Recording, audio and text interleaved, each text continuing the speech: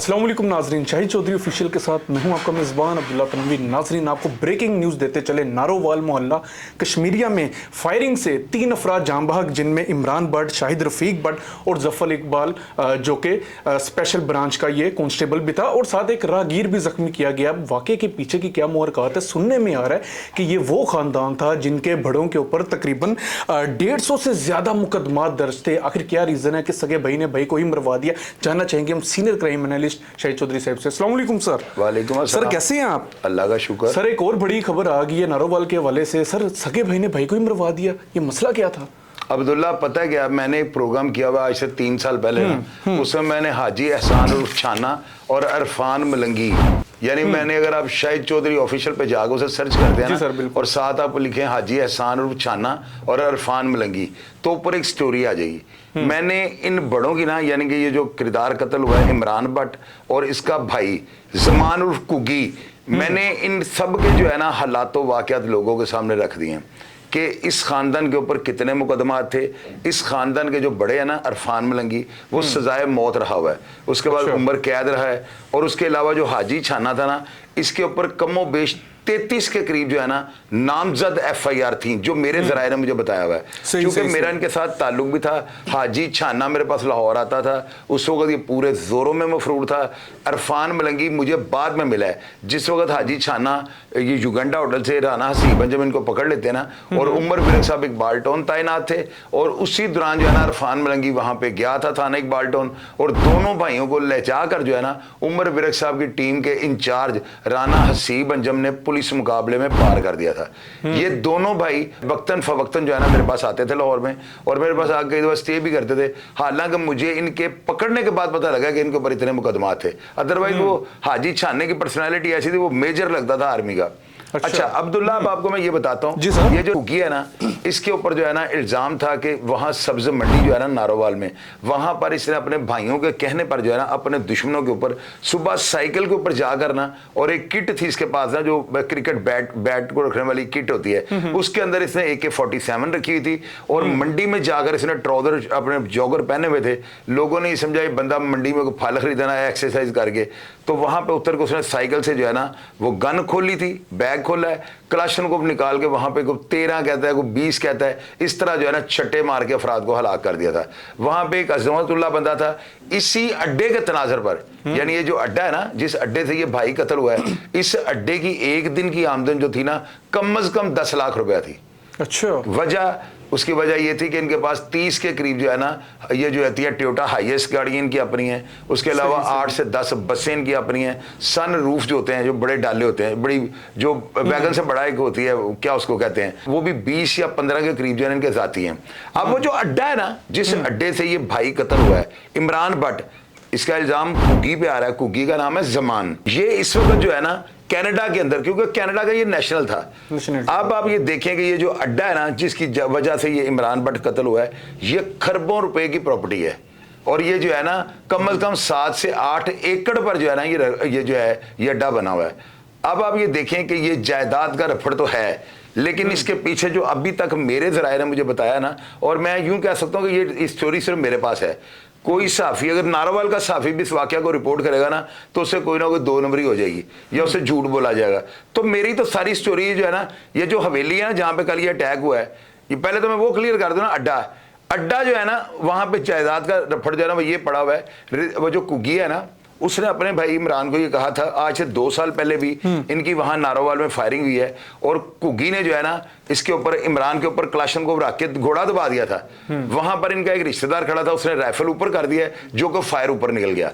ये कुगी जब वापस आता है, ये देखता है कि हाजी छाना और अरफान मलंगी, जिनकी जाग इनको लगी है तो इन्होंने पैसे कमाए हैं, उनकी दुश्मनी जो थी ना मुहालफत, वो एहसन इकबाल के साथ थी, और इनके पुलिस मुकाबले में डायरेक्टली एहसन इकबाल इन्वॉल्व था। क्योंकि यार एहसन इकबाल ने शहबाज शरीफ साहब को कहा था कि अगर ये दो बंदे जिंदा हो गए तो इलेक्शन हम नहीं जीत सकते। फिर इनका जो है ना ऊपर से बाबर खान एमपी का कत्ल हो चुका हुआ था और उसके कत्ल में जो है ना फिर इनको जो है ना उसके बाद यानी बाबर खान तो बाद में कत्ल हुआ है जी सर, बाबर खान का बदला लिया है क्योंकि उसने इनको मरवाया था, वो भी मर गया। तो ये इतने ताकतवर थे, इन्होंने हाजिर ड्यूटी एमपी बाबर खान को मार दिया था और उसके कत्ल में जो है ना कुछ लोग कहते हैं कुगी था, लेकिन कुछ लोग ये कहते हैं कि इमरान ने वो किया यानी से मारा था और इसके साथ लतीफ नाम का एक लड़का था जिसको वहां पे कई और नामों से भी जाना जाता है। वो लड़का 40-50 मर्डर कर चुका हुआ था लाहौर में। उस लड़के का नाम नदीम था उस वक्त ना।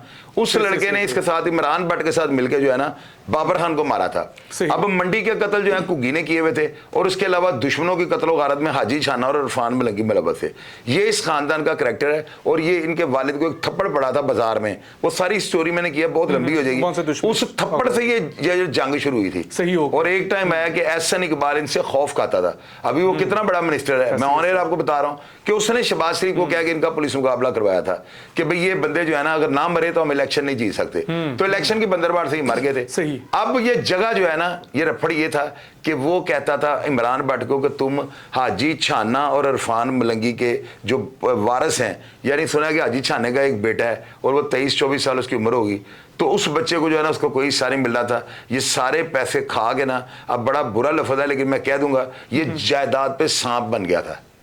इमरान भट्ट जो था ना, इसने कुगी को जो है ना उसको यानी कि दिखा दिया था कि भाई जाओ जो करना है तुम कर लो, मैंने कुछ नहीं देना।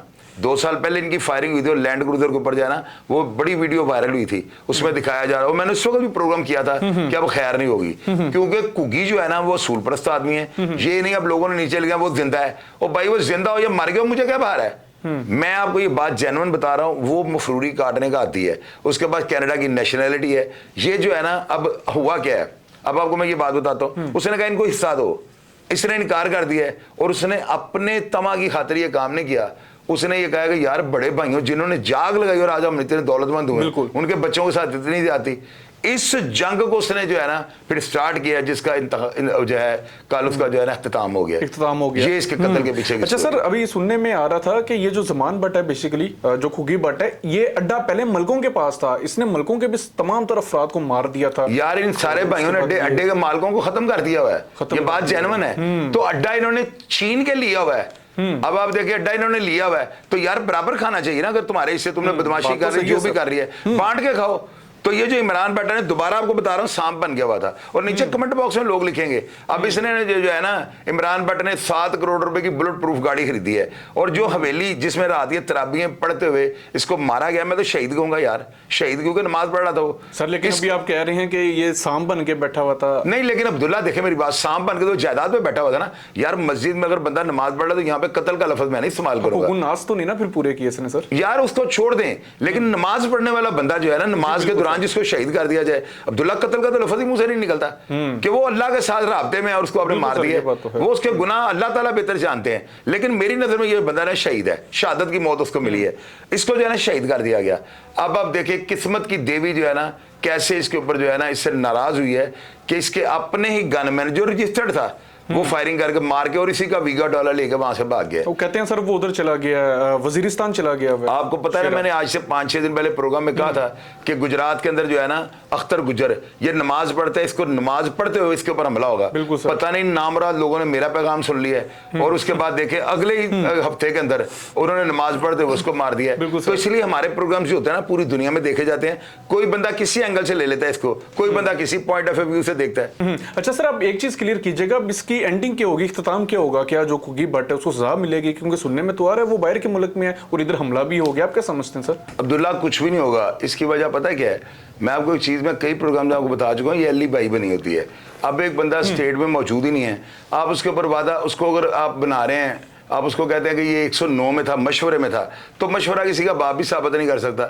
इसके लिए अलग से 2 गवाह होते हैं जो ये स्टेटमेंट देते हैं जाके अपने आईओ को ना कि जी हम वहां पे मौजूद थे तो ये मशवरा हो रहा था कि इसको मार दो। सर मुकामी तो कह रहे हैं ना कि मतलब ये दूसरे भैयों को जायदाद नहीं मिल रही थी जिसकी वजह से इसको खार थी और ये डरता भी था। ये बेसिकली जो शख्स है इमरान भट्ट, ये तो जमान भट्ट से डरता भी था। यार जमान भट्ट का बहुत ज्यादा खौफ है शहर में, मेरी बात याद रखना। और ये जो इमरान भट्ट था ना, ये बिल्कुल पता नहीं, मुझे नहीं समझ आती क्यों क्यों ऐसे कर रहा था? ये खरबों का अड्डा, इतनी गाड़ियां, यार ये दुनिया का माल दुनिया में रह गया ना, और वो दुनिया छोड़ गए। नहीं लालच करना चाहिए, अपने भाइयों का हिस्सा देना चाहिए थे। असल में इस खानदान के नक थे वो दोनों भाई, अरफान मलंगी और हाजी छाना। वो अगर जिंदा होते तो मैं कितनी बड़ी स्टेटमेंट देने लगा हूं। एहसन इकबाल इलेक्शन नहीं जीत सकता था। कैसी जबरदस्त बात है ये ऑन एयर आपको मैं कह रहा हूं। इलेक्शन नहीं जीत सकता, नहीं जीत सकता था। क्या स्ट्रॉन्ग, क्या पावर होगी सर इन लोगों की। ओए उनका खौफ इतना था अब्दुल्ला, अल्लाह माफ करे, तौबा मेरी अस्तगफार, रमजान का महीना है, नारोवाल के अंदर कोई चीज नहीं खड़ी होती थी।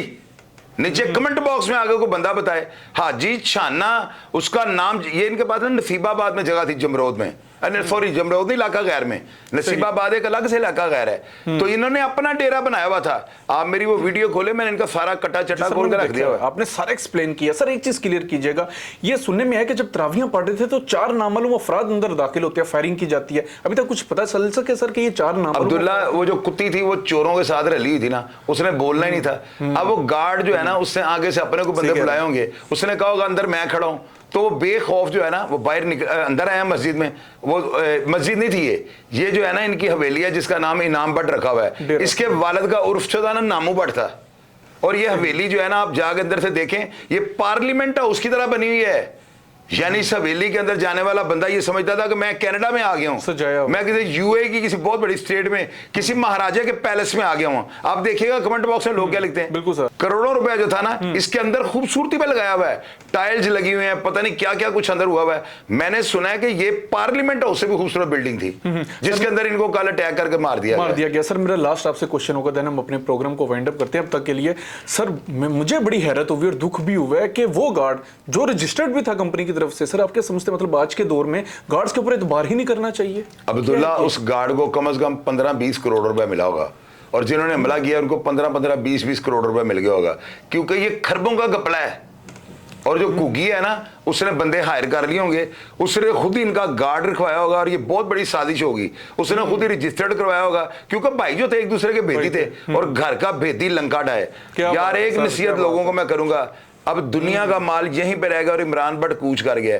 ऐसी दौलत और जायदाद पे लानत भेजता हूं। हमेशा किसी का भी हक ना खाएं, और अपना हक अगर हो ना तो छोड़ दें। अल्लाह ताला देख रहे हैं, और अल्लाह ताला आपके दर्जात बुलंद करेंगे। लेकिन किसी का हक छीनने वाला बंदा उसकी औलाद के आगे आ जाएगा। वो कहते हैं ना, कीता प्यो ने तो भुगता पुत्र ने। खुदा की कसम ये बातें सच हैं, सच है। बिल्कुल आप करके दुनिया से चले जाएंगे, आपकी सजा आपकी औलाद भुगतेगी। बिल्कुल नाज़रीन, बड़ी वजह बात फरमाई है शाहिद चौधरी साहब ने कि जमीन जो होती है इसने इधर ही रह जाना है, हम लोगों ने चले जाना है। हमारी कुछ चीज़ यहाँ पे बाकी रह कि हमारा इखलाक, हमारा प्यार, हमारा लोगों से किए हुए रवैये याद रखे जाएंगे। बहरहाल नाजरीन, इस प्रोग्राम के हवाले से मजीद जो लेटेस्ट अपडेट्स आएंगी हम आगे देखेंगे, रिसर्च करेंगे कि इसका बेनिफिशियरी कौन था। इंशाअल्लाह ताला जैसे सामने आते हैं आपके सामने रखेंगे। प्रोग्राम का फीडबैक जरूर दीजिएगा। इसी के साथ अपने मेजबान अब्दुल्ला तनवीर को इजाजत दीजिए। अल्लाह निगहबान।